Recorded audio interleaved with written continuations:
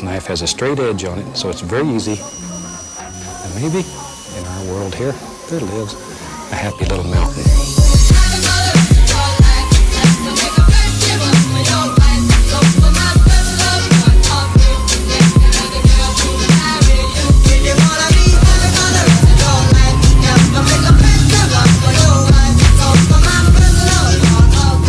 Alright guys, today I'm going to be talking about 5 things I hate about this car. Now, the first thing, and a very important one, is the sound. I absolutely hate the way this car sounds.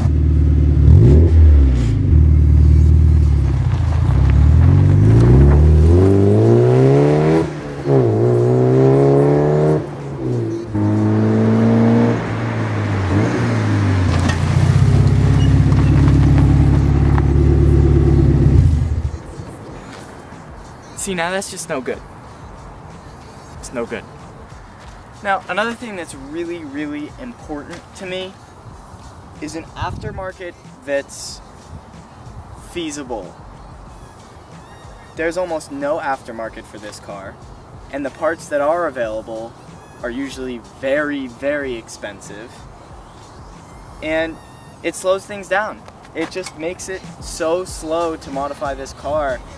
I'm in college right now, and I have the cheapest coilover set you can get for this car, and it's still $1,600. I mean, that's not super expensive as far as coilovers go. For the quality of them, it's not necessarily what I want to be paying for a coilover. Especially when you can take into account that any with a Subaru WRX can buy a set of BC Racing coilovers for $800 and walk away with a pretty good suspension setup. Now, my next thing. This car is hard to work on. Just last week, I had to replace 2 bushings in this car. Now, I did go with polyurethane instead of rubber. It took me about 2 hours to do these 2 bushings that on any other car would probably have taken very little time. Not to mention, when things go wrong on this car, they make a lot of other stuff go wrong because everything is supposed to work perfectly together. Because Porsche over-designed everything they did, it's hard to have one thing go wrong and that's it. I'll give you a couple examples. I had the power steering go, and that's what caused the bushings to go. Because it leaked down. Oh.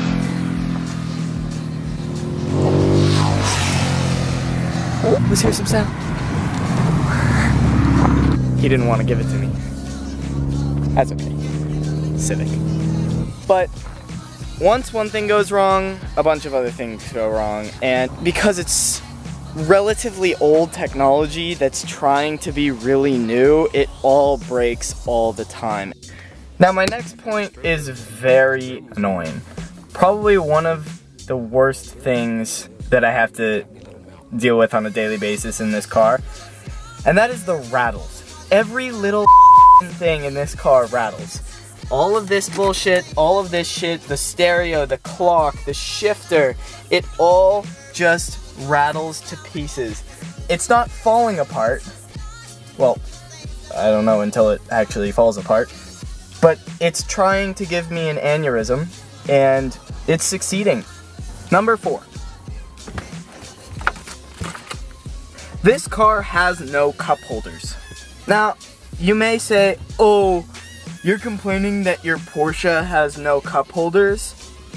Well, yes, I am. I love this car. I love driving it. That's the main thing I care about. But when you're driving along, and this falls here, seat gets wet, here, gets in the way of your shifting. Can't do that. Can't see the road. So you have no choice, really, but to just shove it behind you and hope that when you're driving at 80 miles an hour on the freeway, you don't crash while you're trying to pick it up. This is something that I have always hated about this car. It's way more annoying than you'd think. You need cup holders. This last one is not something that usually ticks me off, and it is actually growing on me, but I would still say I hate it. Let me show you. All it takes is one little twist of this button.